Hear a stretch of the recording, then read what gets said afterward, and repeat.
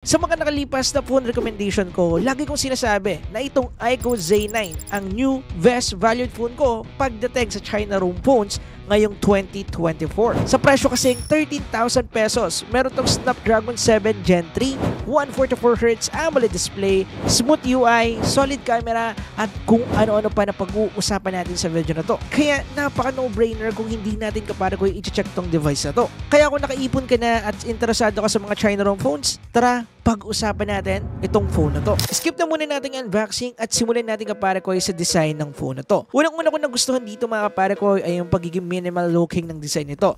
Lalo na dito sa white variant niya na super plain lang na yung tipong iQOO logo lang talaga yung makikita natin sa back part nito. Kahit na medyo glossy yung finish nito, hindi naman siya ganun kasmad as magnet. However, meron pa rin talaga tayong makukuha. Nagustuhan ko rin yung pagiging curvy ng back part nito, which is nagbibigay sa atin ng comfort kapag hahawakan natin to, lalo na kapag naka-gaming grip tayo or kaya naka one hand gaming lang. At isa pa sa nagustuhan ko dito ay yung pagkakaroon nito ng IP rating, dahil ito ay currently naka IP64, which is dust and water resistant. And to be honest, hindi mo yan madalas makikita para sa 13,000 pesos phone.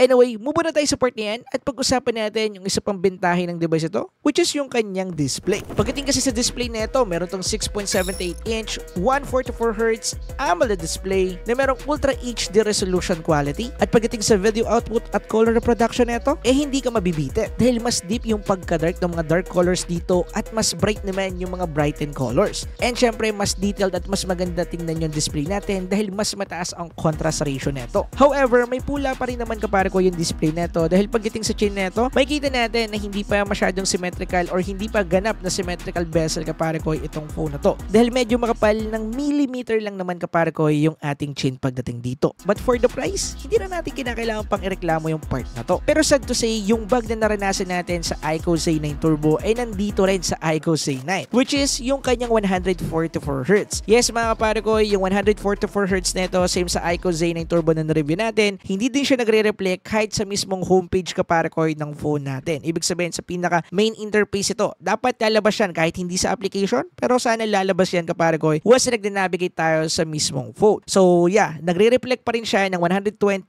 hindi 144Hz. Hindi naman to ganun ka-big deal dahil malamang sa alamang mapifix ng software support update, pero nagantay ako ng ilang weeks, wala pa rin ako nakuha kaparakoy about dito, which is pwede natin i-consider as reklamo.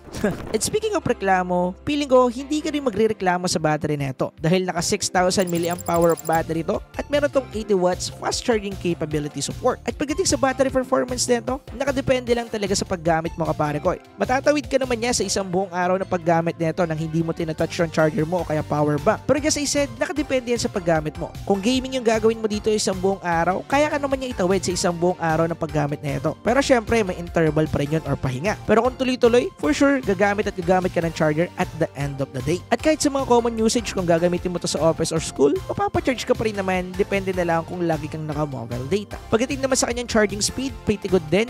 Under 45 minutes mga parakoy, kaya mo nang i-full charge itong device na to, which is nice. Pero syempre, yung tanong dito, ano ba yung capability ng device na to pagdating sa kanyang performance? Lalo na pagdating sa gaming. Unahin natin yung kanyang operating system or software. Usually, meron tayo ditong Origin OS 4 at ito ay under ng Android 14 mga kaparakoy. At pagdating naman sa software support update nito, wala ko nakuhang malinaw na information about sa part na to, pero maraming mga nagsasabi na nasa 2 years to 3 years yung software support update, which is guaranteed na makakakuha daw ng Android 16 support update. However, hindi pa to confirm, pero i-comment ko na lang sa ating comment section kapag na-confirm ko na tong information na to, dahil hanggang ngayon, rumor pa lang to at based to sa Indian variant ng iQOO Z9. So maaari din kasing ganoon yung mangyayari dito sa ating iQOO Z9 na China version. Anyway, kilala naman natin ang iQOO sa pagkakaroon ng smooth na UI. Maganda nga rin pala yung Android skin nito mga kaparakoy. Yung tipong napaka-snappy niya once na mag-browse or mag-navigate lang tayo dito kaparakoy sa kanyang home interface. Makikita natin yung ganda, smooth ng animation, etc. However, same sa mga iQOO phone na na-review natin before, hindi din ganun kalinis itong kanyang UI dahil meron pa rin talaga itong mga mga kasama or paipit na bloatware na okay lang din naman dahil kayang-kaya natin i-uninstall. Kasi most of those application pwede nating i-uninstall. Yun nga lang, medyo tsatsagain natin dahil medyo madami-dami pa rin. Pagdating naman sa RAM and ROM nito, meron tong 8GB RAM and 256GB of internal storage. At pagdating naman sa may pinakamalaking ambag sa performance ng device na to, which is yung kanyang chipset, ito ay naka Snapdragon 7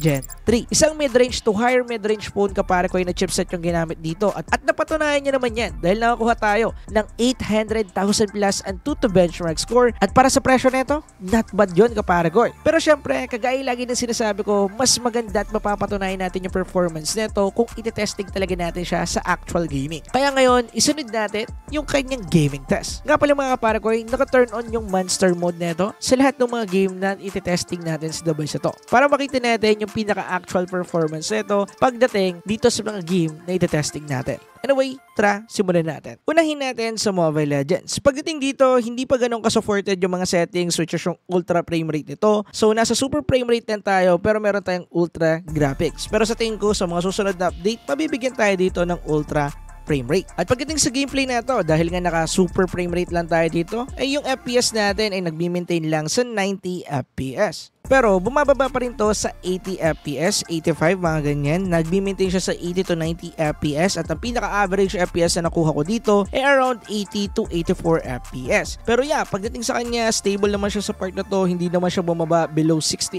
FPS which is nice. At subok na rin naman yung performance nitong Snapdragon 7 Gen 3. Kaya kung usapang Mobile Legends lang, wala tayong magiging problema pagdating sa device na to. Pero syempre, ano ba naman yung game ng Mobile Legends? Hindi naman ganyang kabigatan yan. Kaya yung nagsasinalang natin dito is itong Genshin Impact. Pagdating dito, sinetup natin siya sa kanyang highest graphical preset settings and then sinetup natin yung kanyang FPS sa 60. Max out na max out yan. At pagdating sa performance nito mga parakoy, nakakuha tayo dito ng smooth at magandang gameplay. Pagdating kasi sa FPS na nakuha natin dito, pumapalo to ng 30 to 50 FPS. May mga pagkakataon na pumapalo din siya ng 60 FPS, yun nga lang hindi nagiging maintain, pero may mga times na pumapalo siya doon. At kung bababa man to sa pinakamababang nakita kong FPS niya which is 30, biglaan or kaya papitik-pitik lang. So ibig sabihin hindi consistent na bumababa yung FPS niya sa part na yon. So kapag meron lang talagang mga part na nagta-transition tayo sa mapa, medyo bumababa talagang FPS niya sa 30, pero the rest of the game or yung pinaka-average na FPS niya is nasa 30, 34 to 40 FPS. Okay na yon dahil kung ibababa pa natin yung graphics quality nito, for sure mas makakuha tayo dito ng stable at mas magandang frame rate unlike dito. Anyway, syempre hindi pwedeng mawala yung ating CODM sa ating gaming test. So dito yung pinaka-supported settings niya is ultra frame rate and then meron tayo ditong very high graphics settings. Yun nga lang kapag gagamitin natin yung ultra frame rate bababa automatic sa ating low graphical settings yung ating graphics settings. So ito yung condition kasi para magamit to. At pagdating sa kanyang performance ito mga parakoy, ay nakakuha tayo dito ng decent na FPS. Nakakuha tayo ng maintain 90 FPS. Hindi ko nakita bumabayan mga kaparakoy although naglalaro yan sa 85 to 90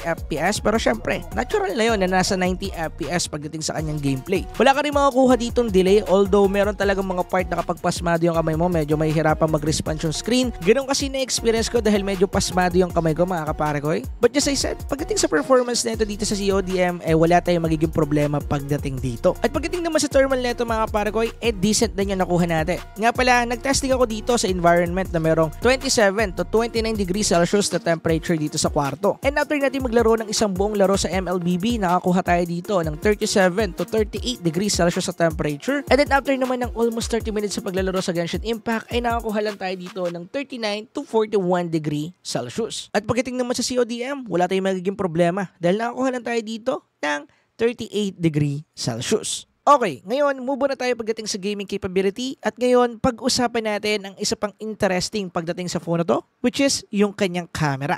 Pagdating sa main camera nito, meron tayo ditong Sony LYT600 50 megapixel sensor. Same na sensor to na ginamit sa iQOO Z9 Turbo which is nakita nyo naman yung mga nakuha nating quality doon. At masasabi natin na 90% at the time magiging the same sila ng quality. Based sa photo quality na nakuha natin dito, contrasty kapare ko yung photo at maganda rin yung HDR capability nito. Makikita natin na kung saan yung medyo dark na part kitang-kita pa rin yung detail kahit papano. At pagdating naman sa mga brighten part, hindi naman ganun ka-wash out yung kanyang itsura. However, syempre, kinakailangan pa rin talaga natin dito ng proper positioning, angle, lighting dun sa bagay or subject na iti-take mo para magkaroon tayo ng mas better photo quality. Alam naman natin yon. Pagdating Pagdating naman sa color accuracy nito, same ng iQOO Z9 Turbo, medyo accurate din yung color na pinoproduce nito. However, syempre, process pa rin at enhance pa rin kapare ko yung mga photo na makukuha natin. Medyo enhance yung saturation and also vibrant ng photo. Makikita nyo naman dyan sa ating midtone and also sa ating shadow na mataas talaga yung contrast kapare ko ng mga output na makukuha natin dito. Pero yeah, maganda pa rin siya para sa akin lalo na pagdating sa kanyang portrait, which is para sa akin okay na okay to kung ako lang yung tatanungin. Pagdating naman sa video nito, kaya na ito mag-shoot ng 4K at 30 FPS at meron tong EIS kapare ko. At bukod sa EIS, meron rin siyang dalawang stabilization mode, which is isang standard and also isang ultra stabilization. Ito yung stabilization na naka-on and also naka-off yung standard stabilization mode. By the way, yung standard stabilization mode nito ay pang 4K at 30 FPS, meaning pwede siyang gumana doon. Pero yung ultra stabilization mode nito ay bababa yung FPS natin sa 1080p at 30